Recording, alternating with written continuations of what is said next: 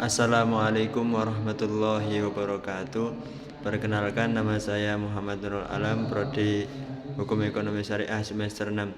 Di sini saya akan mereview makalah kelompok 5 yang berjudul Pedoman Bantuan Hukum menurut Undang-Undang Nomor 16 Tahun 2011 tentang Bantuan Hukum. Dalam Undang-Undang Nomor 16 Tahun 2011 tentang Bantuan Hukum memberi perlindungan terhadap hak warga negara yang sedang menjalani proses hukum. Ada 3 latar belakang yang menjadi dasar pembentukan Undang-Undang Bantuan Hukum, antara lain jaminan negara terhadap hak konstitusional setiap orang untuk mendapatkan pengakuan, jaminan, perlindungan, dan kepastian hukum yang adil, serta perlakuan yang sama di hadapan hukum sebagai sarana perlindungan HAM. 2. Negara bertanggung jawab terhadap pemberi bantuan hukum bagi orang miskin sebagai perwujudan akses terhadap keadilan. Bantuan hukum yang dimaksud dalam Undang-Undang Bantuan Hukum adalah jasa hukum yang diberikan oleh pemberi bantuan, yaitu lembaga bantuan hukum atau organisasi yang memberikan layanan bantuan hukum secara cuma-cuma kepada penerima bantuan hukum. 3. Pengaturan mengenai bantuan hukum yang diselenggarakan oleh negara harus berorientasi pada terwujudnya perubahan sosial yang berkeadilan. Tujuan bantuan hukum menurut Pasal 3 Undang-Undang Bantuan Hukum menyelenggarakan bantuan hukum bertujuan untuk 1. Menjamin dan memenuhi hak bagi penerima bantuan hukum untuk mendapatkan akses keadilan. 2. Mewujudkan hak konstitusional segala warga negara sesuai dengan prinsip persamaan kedudukan di dalam hukum. 3. Menjamin kepastian menyelenggarakan bantuan hukum dilaksanakan secara merata di seluruh wilayah negara Republik Indonesia. 4. Mewujudkan peradilan yang efektif, efisien, dan dapat dipertanggungjawabkan.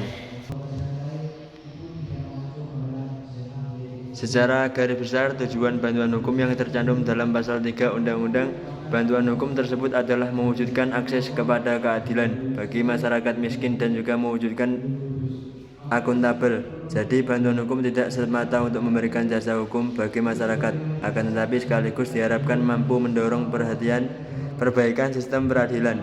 Bantuan hukum adalah jasa hukum yang diberikan oleh pemberi bantuan secara cuma-cuma kepada penerima bantuan hukum yang menghadapi masalah hukum. C. Hak dan kewajiban penerima bantuan hukum.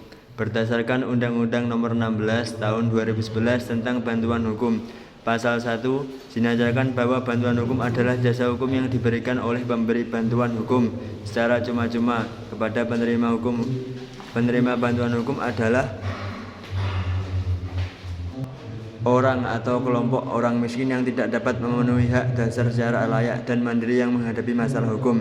Sedangkan dalam SEMA nomor 10 tahun 2010 tentang pedoman pemberi bantuan hukum, pasal 27 dinyatakan bahwa yang berhak mendapatkan jasa dari pos bantuan hukum adalah orang yang tidak mampu membayar jasa advokat, terutama perempuan dan anak-anak, serta penyandang disabilitas sesuai meliputi menjalankan kuasa, mendampingi, mewakili, membela, dan atau melakukan tindakan hukum lain untuk kepentingan hukum penerima bantuan hukum.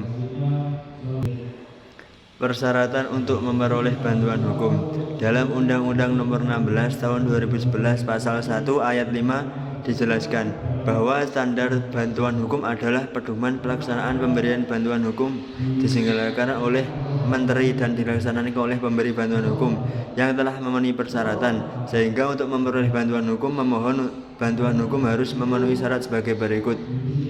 1. Mengajukan permohonan secara tertulis yang berisi sekurang-kurang identitas pemohon dan uraian singkat mengenai pokok persoalan yang dimohonkan bantuan hukum. 2. Menyerahkan dokumen yang berkenan dengan perkara. 3. Melampirkan surat keterangan miskin dari lurah, kepala desa, atau pejabat yang setingkat di tempat tinggal pemohon bantuan hukum. Adapun jenis bantuan hukum. Yang pertama, pemberi bantuan hukum secara litigasi. Kedua, bantuan hukum non-litigasi.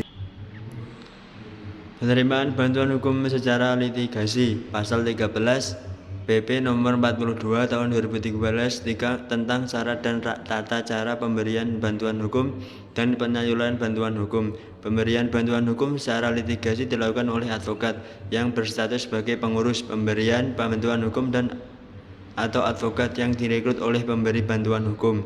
Bantuan hukum litigasi diberikan kepada penerima bantuan hukum untuk mengimbangi kewenangan para penegak hukum dan melindungi hak-hak tersangka, terdakwa, atau terpidana dalam perkara pidana pada tahap penyidikan, penuntutan, dan persidangan, perkara perdata pada tahap gugatan dan persidangan, dan perkara atau usaha negara pada tahap pemeriksaan, pendahuluan, dan persidangan.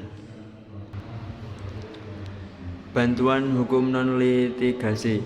Bantuan hukum non-litigasi diberikan demi terciptanya masyarakat cerdas hukum dengan tersosialisasinya hak-hak setiap warga negara, khususnya orang miskin ketika mendapatkan permasalahan hukum, dan upaya untuk memberikan solusi atau pencerahan masalah hukum yang ada dalam masyarakat di luar pengadilan, berupa konsultasi hukum, mediasi, dan beberapa kegiatan lainnya, demi terwujudnya masyarakat yang berkekeluargaan tanpa harus selalu ke pengadilan. Dalam tujuan penyelenggaraan bantuan hukum tersebut terdapat beberapa fokus perhatian, baik secara substansi maupun teknis penyelenggaraan. Sekian pemaparan materi yang saya sampaikan. Kurang lebihnya mohon maaf. Assalamualaikum warahmatullahi wabarakatuh.